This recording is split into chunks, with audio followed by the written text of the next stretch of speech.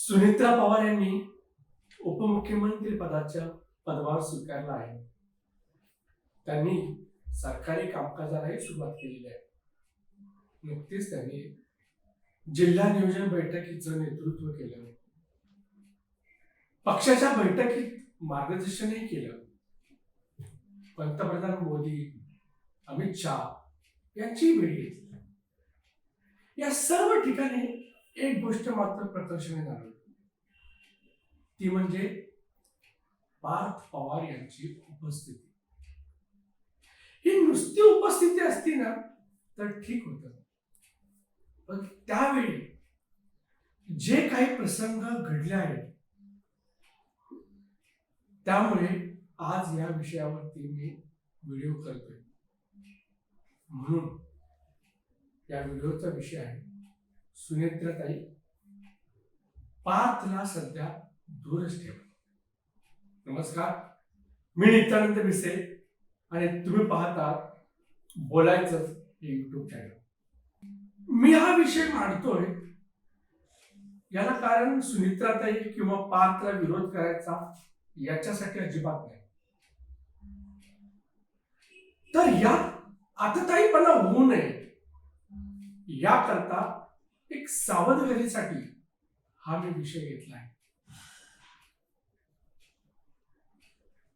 त्यासाठी मी 2 प्रसंग मांडणार आहे, म्हणून तुम्ही हा व्हिडिओ शेवटपर्यंत नक्की पहा.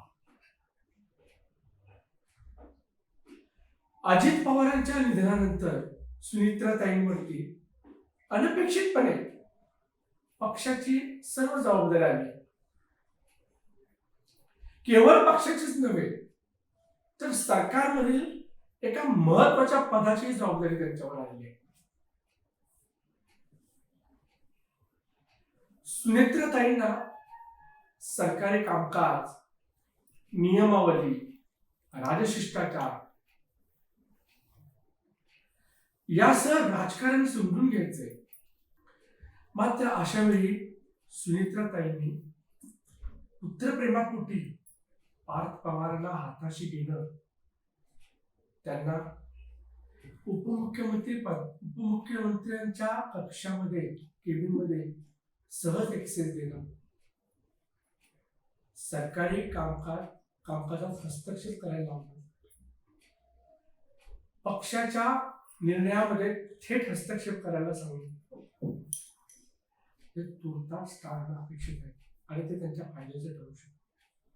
हे सांगण्याची वेळ आली कारण सुनेत्रा पवार आणि पंतप्रधान नरेंद्र मोदी, त्यानंतर केंद्रीय गृहमंत्री अमित शाह यांच्या बैठकीत जो काय फोटो समोर आला, या फोटोत पार्थ मोदी आणि शाह यांच्या अगदी जवळ बसलेले आहेत आणि सुनेत्राताई तटस्थपणे दिसत आहेत.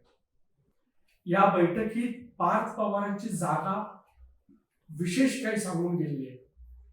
सुनेत्रा पवार स्वाक्षरी करताना त्यांच्या बाजूला प्रफुल्ल पटेल आणि सुनील तटकरे बसलेले होते.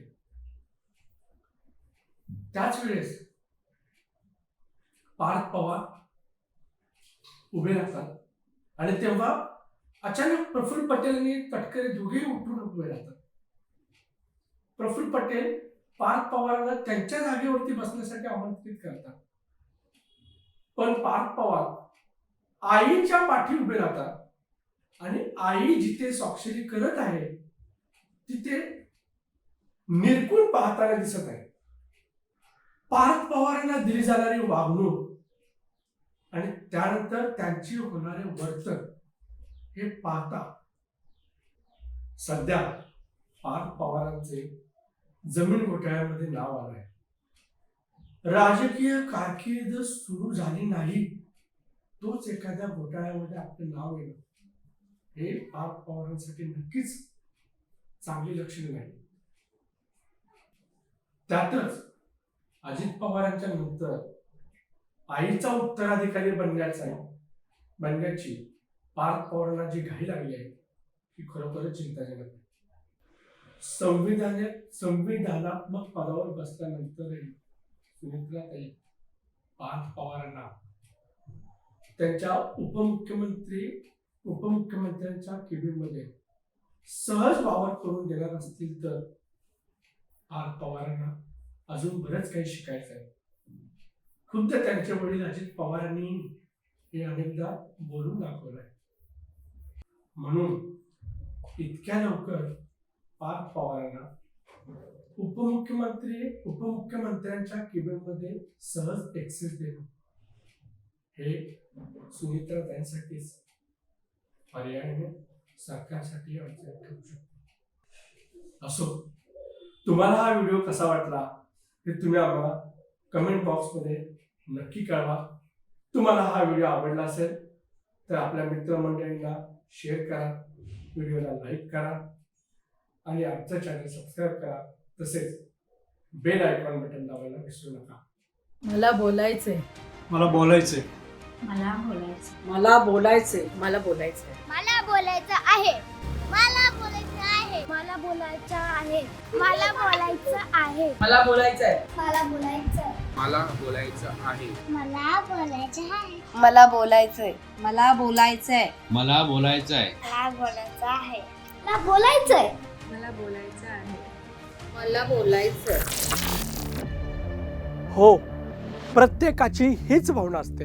भ्रष्टाचार, अत्याचार, समाजविघातक प्रवृत्ती, बेकायदेशीर कृती, आजूबाजूला घडणाऱ्या या घटनांविषयी प्रत्येकाला बोलायचंय. सामान्यांना व्यक्त व्हायचंय. पण कुठे? चिंता नको, आता बोलायचेच हे यूट्यूब चॅनल तुमचे व्यासपीठ बनेल. तुम्हाला जे बोलायचे बिनधास्त बोला. आम्ही होऊ तुमच्या आवाजाचे माध्यम. मग आता वेळ नका दौडू. जे चुकीचे वाटते त्यावर व्यक्त व्हा आणि त्याचे व्हिडिओज आम्हाला पाठवा. आम्ही देऊ त्याला प्रसिद्धी.